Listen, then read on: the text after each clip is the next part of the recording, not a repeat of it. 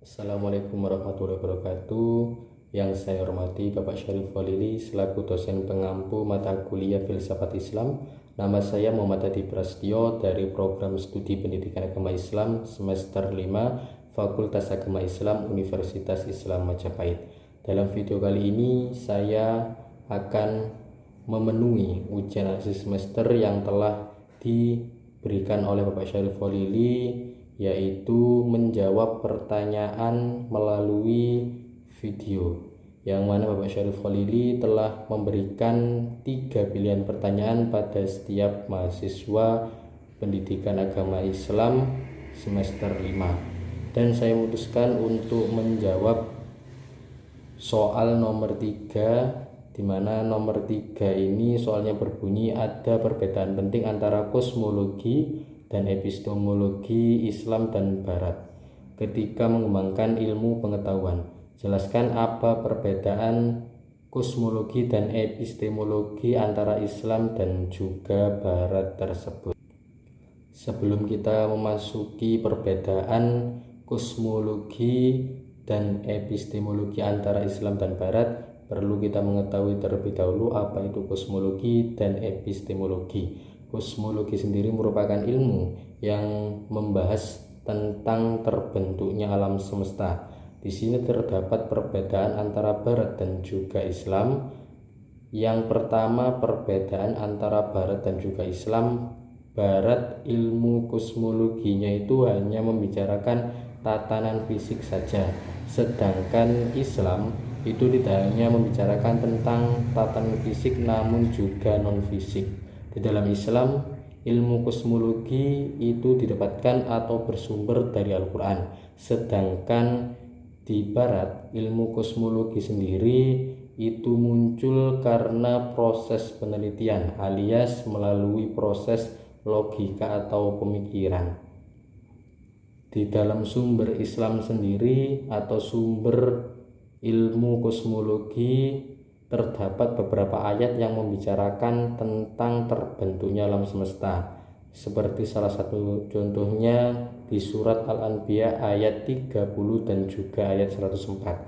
Salah satu contohnya di ayat 30 yang berbunyi, dan apakah orang-orang kafir tidak mengetahui bahwa langit dan bumi dahulunya menyatu, kemudian kami pindahkan keduanya. Di sini di Islam atau sumbernya melalui Al-Quran itu membicarakan mengenai penciptaan, penghancuran, serta pengembalian alam semesta yang sangat sempurna, indah, dan juga teliti. Sedangkan di Barat sendiri, salah satu contoh ilmu kosmologi atau teori yang sudah banyak kita kenal yaitu tentang teori Big Bang. Teori Big Bang sendiri merupakan teori tentang ledakan besar yang terjadi kurang lebih antara 10 sampai 20 miliar tahun yang lalu, di mana teori Big Bang ini menyebabkan ekspansi atau pengembangan hingga terciptanya alam semesta. Di dalam Islam sendiri tidak dapat diperdebatkan. Mengapa disebut tidak dapat diperdebatkan? Karena ilmu kosmologi itu sumbernya dari Al-Quran, yang mana Al-Quran sendiri merupakan wahyu Allah, sang pemilik kebenaran yang mutlak.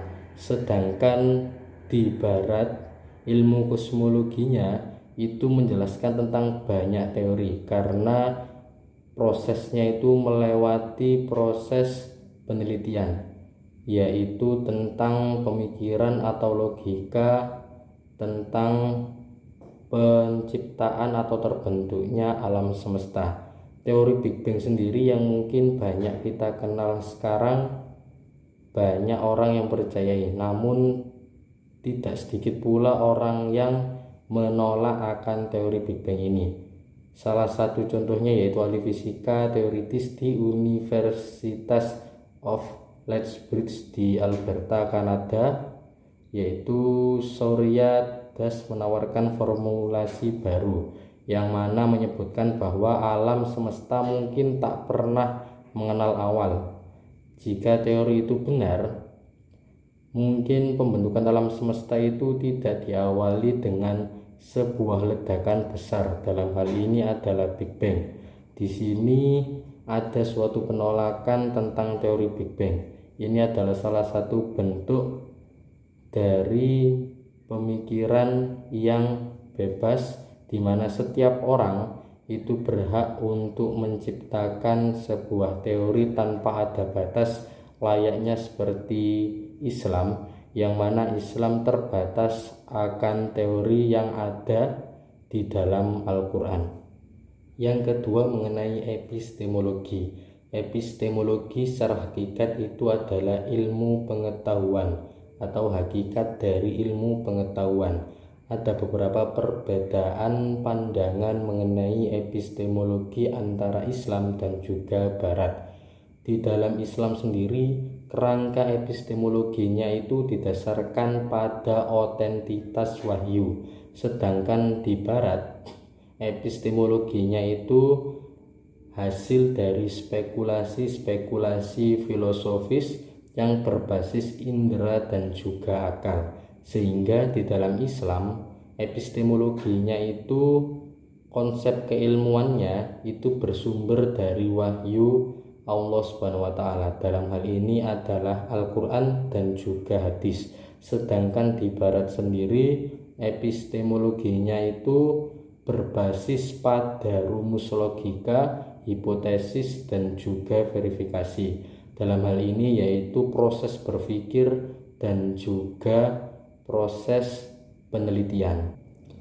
Islam itu lebih menekankan kepada kedua alam, yaitu di dunia dan juga di akhirat, sedangkan Barat itu hanya menekankan pada kebahagiaan satu dunia, yaitu di dunia saja.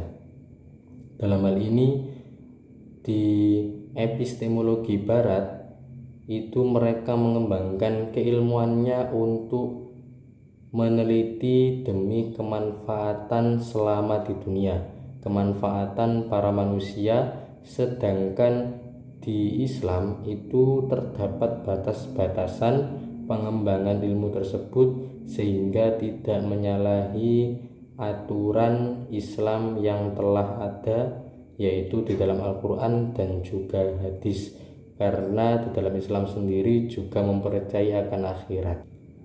Di dalam Islam, logika atau mantik itu seperti atau seolah dibatasi melalui penafsiran dari wahyu Allah atau Al-Quran. Sedangkan di Barat sendiri, pemikiran logikanya itu memiliki kebebasan yang sangat luas dan juga bisa cenderung liar.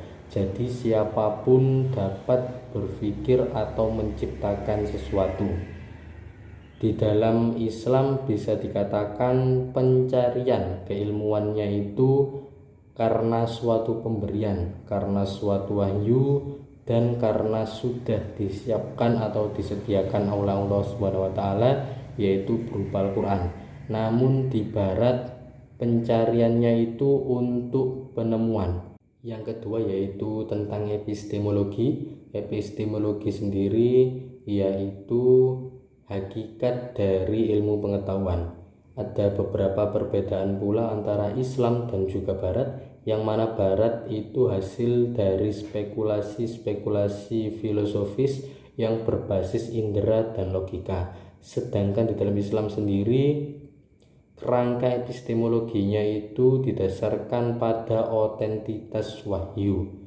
Di Barat, epistemologinya itu berbasis pada rumusan logika, hipotesis dan verifikasi. Jadi Barat prosesnya itu melalui pemikiran, penelitian dan menemukan penemuan. Sedangkan di dalam Islam sendiri, seperti yang sudah saya sebutkan tadi, bahwasannya kerangka epistemologinya itu otentitas wahyu. Wahyu dalam hal ini adalah Al-Quran dan juga hadis. Jadi sumber keilmuan dari Islam sendiri yaitu dari Al-Quran dan juga hadis. Di orang Barat lebih memfokuskan kebahagiaan di dunia, sedangkan Islam itu lebih menekankan pada keduanya, yaitu kehidupan di dunia dan juga di akhirat. Dalam hal ini bisa mempengaruhi proses pengembangan dari hakikat ilmu atau epistemologi itu sendiri, di mana orang barat fokusnya ke bagian di dunia, maka mereka memiliki pola pikir bagaimana mereka bisa lebih mudah atau bahagia berada di dunia. Jadi mereka berpikir untuk melakukan penelitian hingga menemukan suatu penemuan yang mana itu bisa mempermudah kehidupan mereka di dunia sehingga membuat kebahagiaan mereka selama di dunia. Sedangkan orang Islam sendiri bukan hanya memikirkan tentang kehidupan di dunia saja, mereka juga memikirkan tentang kehidupan di akhirat. Dalam hal ini mereka bukan hanya melakukan pemikiran untuk urusan dunianya saja, mereka juga harus memperhatikan kehidupannya kelak di akhirat. Jadi orang Islam sendiri harus menyeimbangkan antara berpikir untuk dunia dan juga untuk akhiratnya kelak.